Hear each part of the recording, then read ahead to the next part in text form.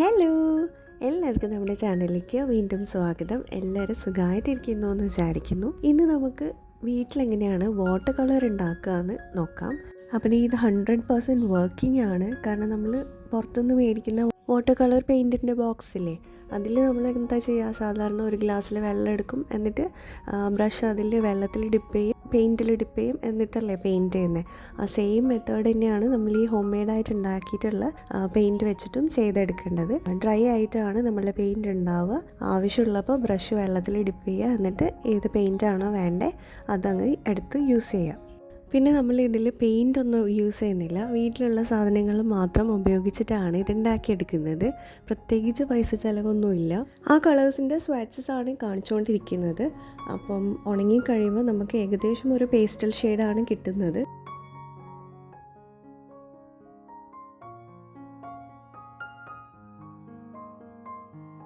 അപ്പോൾ നമുക്കിതെങ്ങനെയാണ് ഉണ്ടാക്കുന്നതെന്ന് നോക്കാം. അപ്പോൾ ഒരു പഴയ വാട്ടർ കളറിൻ്റെ ബോക്സാണ് ഞാൻ ക്ലീൻ ചെയ്തെടുത്തിട്ടുള്ളത്. പിന്നെ നമുക്ക് ഒരു പാത്രം വേണം. അപ്പോൾ അതിന് വേണ്ടിയിട്ട് ഒരു പാത്രം എടുത്തിട്ടുണ്ട്. ഇനി ഇതിൽ ടൂത്ത് പേസ്റ്റാണ് ആഡ് ചെയ്ത് കൊടുക്കേണ്ടത്. വൈറ്റ് ടൂത്ത് പേസ്റ്റ് തന്നെ എടുക്കാൻ ശ്രദ്ധിക്കണം. വേറെ കളേഴ്സ് എടുത്തു കഴിഞ്ഞാൽ ഇത് വർക്കാവില്ല. ഏറ്റവും പൈസ കുറവുള്ള ഏതെങ്കിലും ഒരു വൈറ്റ് ടൂത്ത് പേസ്റ്റ് എടുത്താൽ മതി. ഇനി അത് ഈ പാത്രത്തിലേക്കൊന്ന് ഇട്ട് കൊടുക്കുക.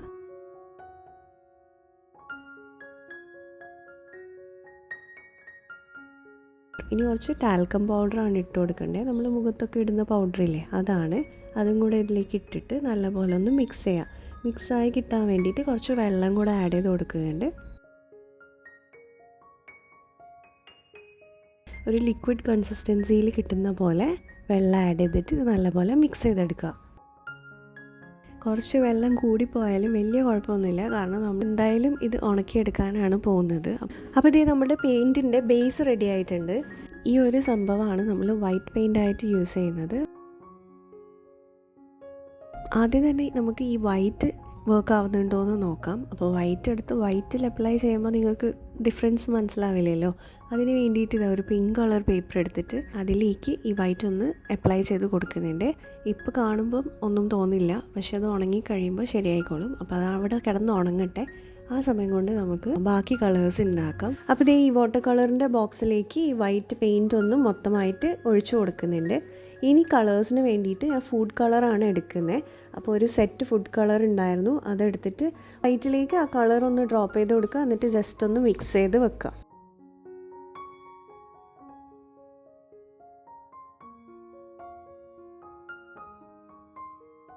ഇങ്ങനെ എല്ലാ കളേഴ്സും ചെയ്തെടുക്കുന്നുണ്ട്. അപ്പോൾ ഇതിലത്തെ ഒട്ടുമിക്ക കളേഴ്സും ഫുഡ് കളർ തന്നെയാണ്. വൈറ്റ് നമ്മൾ വൈറ്റ് ഇതിൻ്റെ ബേസായിട്ട് ചെയ്ത ആ കളറാണ്. ഞാൻ കുറച്ചും കൂടെ വൈറ്റ് ആ ഒരു ബേസ് ഉണ്ടാക്കിയിട്ട് ഈ സെറ്റിൽ മൊത്തമായിട്ട് ഒഴിച്ചു കൊടുത്തിട്ടുണ്ട്. ബ്ലാക്ക് കളറിന് വേണ്ടിയിട്ട് ഞാൻ ഈ ബ്ലാക്ക് ഇങ്ക് ആണ് എടുക്കുന്നത്. കുറച്ച് മാത്രം ബ്ലാക്ക് ആഡ് ചെയ്യുകയാണെങ്കിൽ നമുക്ക് ഗ്രേ കളറും കൂടെ ഉണ്ടാക്കിയെടുക്കാൻ പറ്റും. പിന്നെ വയലറ്റിന് വേണ്ടിയിട്ട് ഉജാലയാണ് 5-6 ഡ്രോപ്പ് എടുത്തിട്ടുള്ളത്. ആ ഡ്രോപ്സിൻ്റെ എണ്ണം കൂട്ടിക്കഴിഞ്ഞാൽ കുറച്ചും കൂടെ ഡാർക്കർ ഷെയ്ഡ് നമുക്ക് കിട്ടും. ഞാനിപ്പം എല്ലാം പേസ്റ്റൽ ഷെയ്ഡിലാണ് ചെയ്തിട്ടുള്ളത്. ഇനിയിപ്പോൾ അഥവാ നിങ്ങളുടെ അടുത്ത് ഫുഡ് കളർ ഇല്ല എന്നുണ്ടെങ്കിൽ പഴയ സ്കെച്ച് പെന്നൊക്കെ ഉണ്ടെങ്കിൽ അതിൻ്റെ ഉള്ളിലൊരു സ്പോഞ്ച് ഉണ്ടാവും. അപ്പോൾ അതിൽ വെള്ളം ഡ്രോപ്പ് ചെയ്തിട്ട് നമുക്ക് കളേഴ്സ് ഉണ്ടാക്കി എടുക്കാൻ പറ്റും. അതൊക്കെ ഒട്ടുമിക്ക എല്ലാവർക്കും അറിയാൻ തോന്നുന്നു. ഇനിയിപ്പോൾ അറിയില്ല എന്നുണ്ടെങ്കിൽ വീഡിയോ വേണമെന്നുണ്ടെങ്കിൽ ജസ്റ്റ് ഒന്ന് കമൻറ്റ് ചെയ്താൽ മതി, ഞാനത് ചെയ്യാം.